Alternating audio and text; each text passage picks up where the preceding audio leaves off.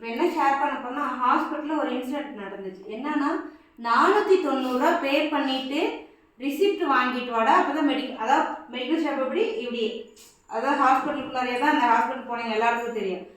Madam ஜிபேல scan பண்ணி பே பணம் போட்டாச்சு போயிருச்சு.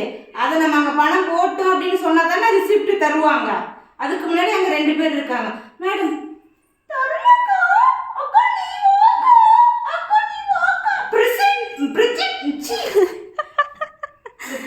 Prestige problem. அந்த ப்ராப்ளமா நமக்கு வீடியோ எடுக்கும் போது தான் வாயில வர மாட்டேங்குது.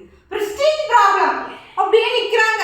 அது இன்னொரு அண்ணா அவங்க பொண்ணுக்கு கை கிராக் ஆயிடுச்சு வந்தாங்க. வெங்காயம் வாட்டு நீ இன்ட்ரோவர்ட் தான் யாரும் நம்ப மாட்டாங்க. அந்த அண்ணன் சிரிக்கிறாரு. நானே வாங்கிட்டு வா பாப்பா, மெடிசன் வாங்கிட்டு வீட்டுக்கு போலாம்.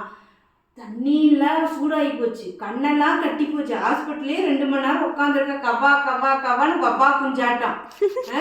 இவரு கொடுத்துட்டு அங்கேயே நிற்கிறாரு.